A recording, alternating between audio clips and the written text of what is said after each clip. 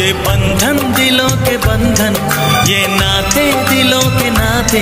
शुभमंगल होणार आणखीनच हॅपी, कारण नव्या रूपात हॅपी होम फर्निचर घेऊन आले आहेत. फर्निचरचा लग्न बस्ता फक्त 51,000. आजच भेट द्या हॅपी होम फर्निचर, एकविरा चौक जवळ पाइपलाइन रोड, अहमदनगर. नमस्कार, नगरसंघर्ष न्यूज मध्ये आपल्या सर्वांचे स्वागत. मी सागर दुस्तर. दहीहंडी आता जवळ आली आहे आणि दहीहंडी जवळ आल्यानंतर आपण दहीहंडी पाहत असताना उंच असे मनोरे आपण पाहतो आणि त्यावरून दहीहंडी पडत असताना अनेक गोविंदा खाली पडतात, जखमी होतात. परंतु हे जखमी झालेले जे गोविंदा असतात यांच्याकडे नंतर कोणीही पाहत नाही. परंतु महायुती सरकारकडून आता एक चांगला असा निर्णय घेण्यात आला. दहीहंडी उत्सवाला मिळणार सुरक्षा कवच.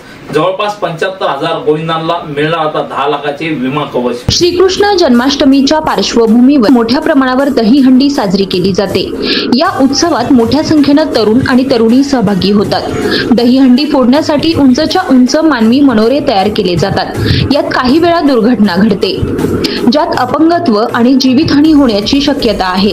तर काही ठिकाणी गोविंदांना अपंगत्व आले असून काही ठिकाणी जीवितहानी झाली आहे.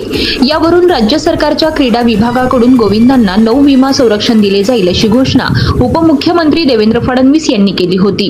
त्याप्रमाणे राज्य सरकारनं गोविंदांना विमा कवच दिले असून राज्य सरकारनं गोविंदासाठी 10 लाख रुपयांचे विमा संरक्षण लागू केले आहे.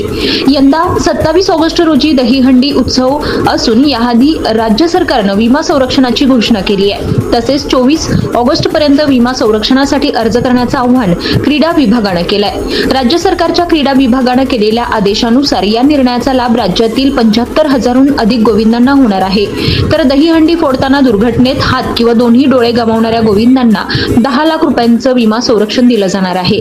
राज्यातील 75,000 गोविंदांचा विमा उतरवण्याची घोषणा राज्य सरकारनं केली असून हात किंवा दोन्ही डोळे गमावणाऱ्या गोविंदांना 10 लाख आणि एक हात, एक पाय किंवा डोळा गमावल्यास 5 लाख असा विम्याचा लाभ देण्यात येईल असं सरकारतर्फे स्पष्ट करण्यात आलंय. तसेच दुर्घटनेत जखमी झालेल्या गोविंदांवर उपचारासाठी जास्तीत जास्त 1 लाख खर्च केला जाणार आहे.